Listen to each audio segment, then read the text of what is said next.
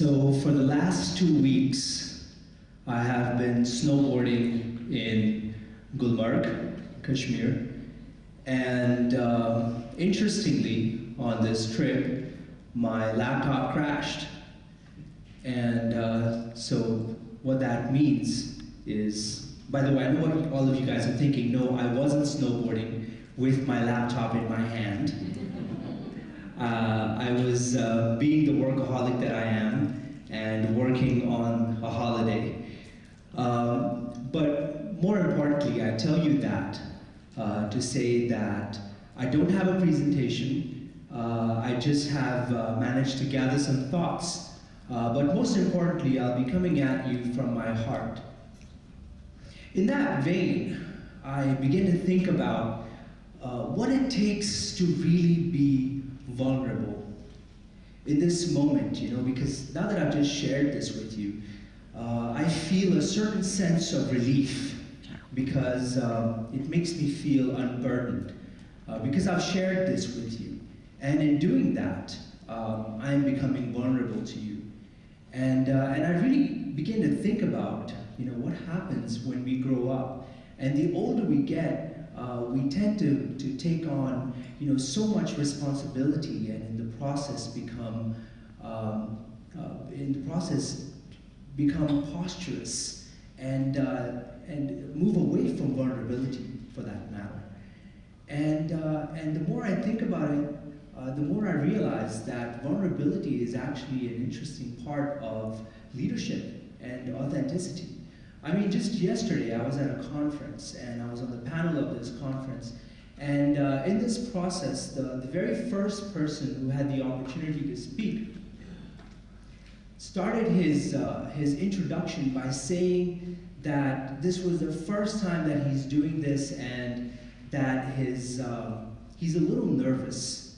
And the moment he said that, immediately he had a soft corner in my heart, because I could associate with that emotion. I could associate with that individual who was experiencing nervousness for having the opportunity to speak from stage for the first time. And in working with, I'm a behavioral scientist turned into a game designer. In the last 8 years, I've helped a number of leaders unblock roadblocks for themselves that kind of keep them from moving to the next level in their careers and in their lives. And what I've realized is that there are some very, very interesting discoveries that I've had in the process.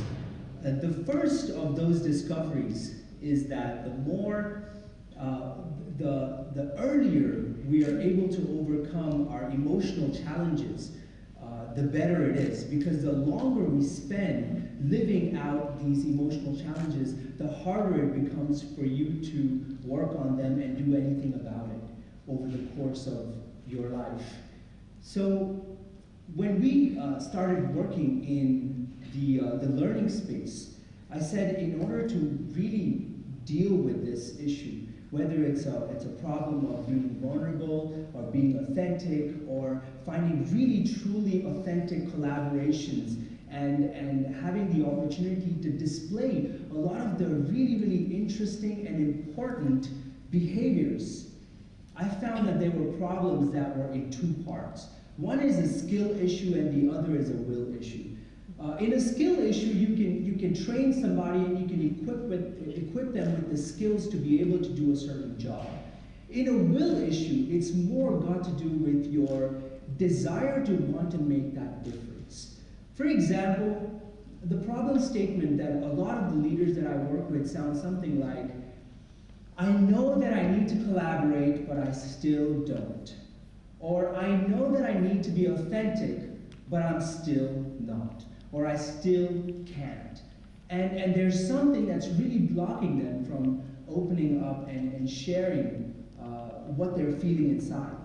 And some parts of this has to do with how we perceive ourselves or how we think others are going to perceive us when we do certain things in various contexts, especially in social contexts. So, while I was working with adults, I said, hey, why not also look at kids, because that age group between 10 and 17, that's really the formative years of someone's life that you could kind of be involved in and make a huge difference. So I remember my dad telling me when I was only 16 years old that if you take care of yourself in the next few years, you will be sorted for life. But if you don't, then you will regret it for the rest of your life. And I'm sure a lot of you can relate to this, because those are the few formative years when a lot of emotional processes and human processes are being formed.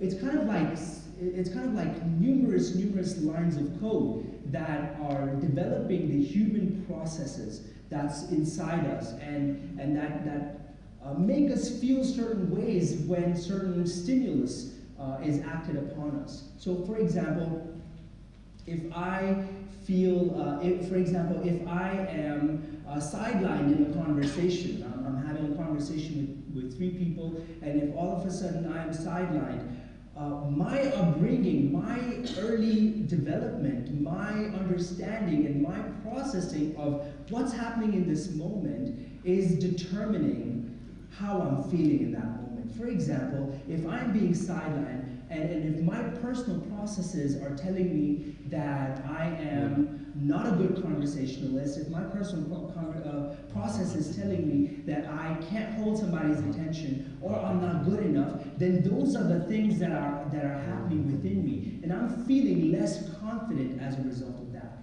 And this has happened to us at some level or another, and it doesn't have to be about having a good conversation, it's about some other aspect of our lives. And this is constantly happening because we have all processes, right? This is called human process work. And the work in really unveiling this thread, it's kind of like an onion, and you have to kind of peel layer after layer after layer and really find what's within, really find what's the root of the issue that's causing this problem. So I said, you know what, we have to start doing something at the early formative years to be able to make a difference. I was on a trip to Dubai several years ago, and I met this wonderful lady who had the passion and the desire to want to do something similar. So together, both of us, really locked arms and went to work at figuring out a curriculum that we could develop for kids in those age ranges. And we said, can we do something like this for them? Of course, one of the first things we had to do was we had to speak the language of the kids, which was games. So we had to build a game that would make such an impact, that would do that kind of bring out this ability to be vulnerable in a fictitious environment so that they could see the impact of being vulnerable, so that they could see the impact of being authentic. One of the biggest problems that why people are not authentic and not vulnerable and they don't really operate from generosity or compassion in their day-to-day interactions is not that they don't know how, it's that they don't know the consequence of that behavior. And because I don't know the consequence, I often feel that if I'm authentic or if I'm vulnerable to somebody else, they're going to judge me. And as a result of that, my credibility is going to go down. But it's quite the opposite, to be honest with you. The reality is that the more authentic you are, the more vulnerable you are in your peers and amongst as a leader, the more credibility you get, because you're not expected to know everything, and that's okay, because you're more human. I grew up in a household in which it was hard for me to really display that authenticity or really be vulnerable. But it's a behavior which has to be learned if you haven't already.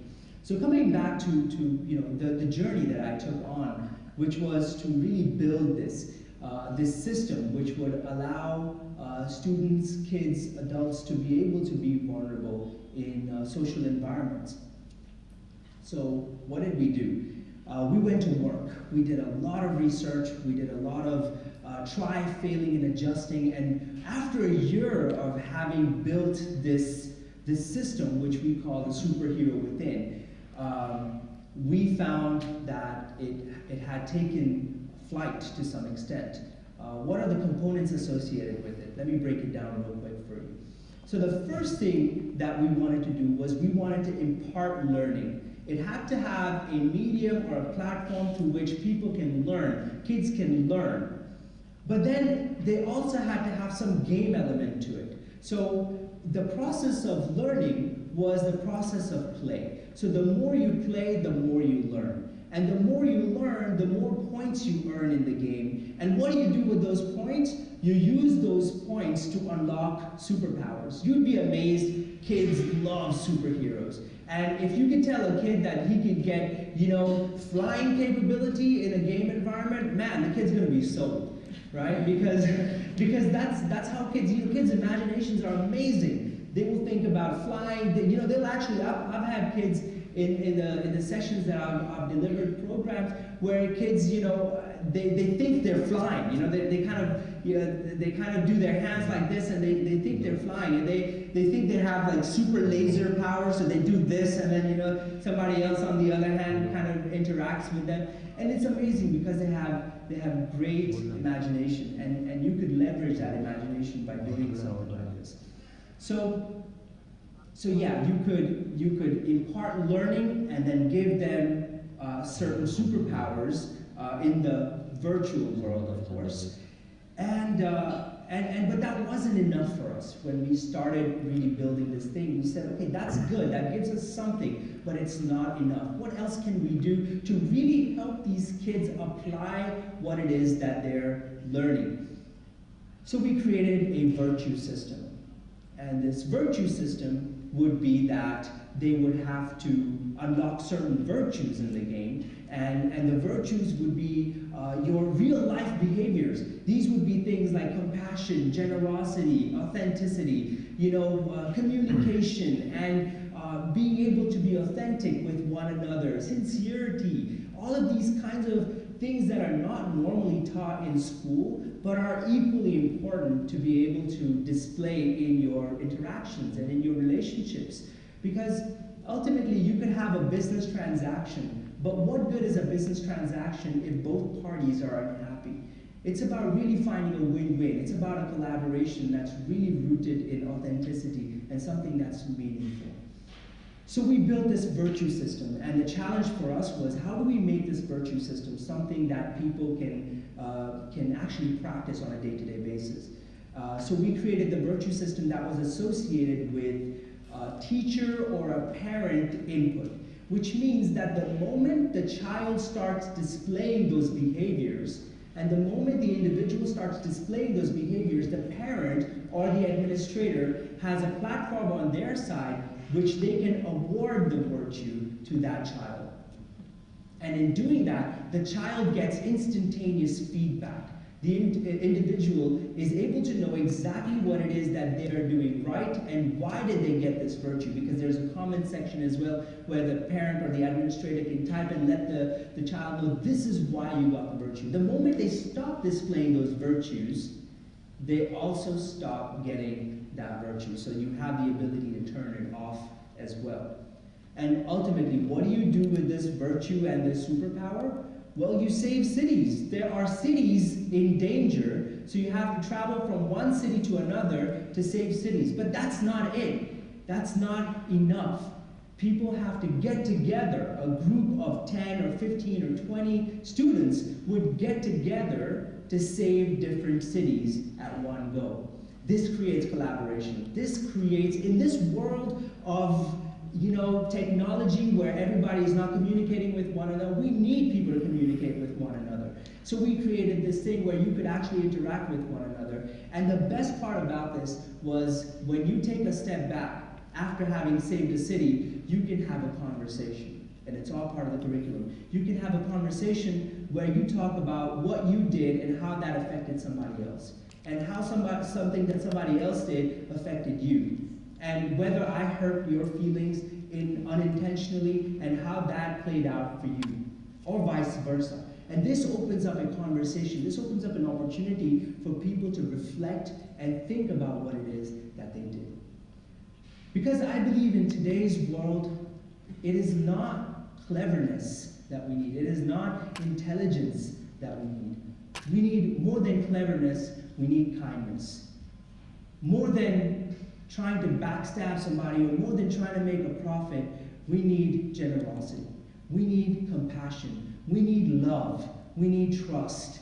And the way we're going to be able to foster this is by inculcating games into our learning curriculums, into the ability to allow people to try a different behavior, try a new behavior, and see the impact of that behavior in the game environment. And when people do more of that, they gain confidence in their own ability to be able to apply the same behavior in real life. So I leave you with this one thought. What will it take for you and me to do more of this? Because yes, this is a success. Yes, our games are being played by over 5,000 students every day in 10 different countries. But what will it take to really create this revolution? Thank you.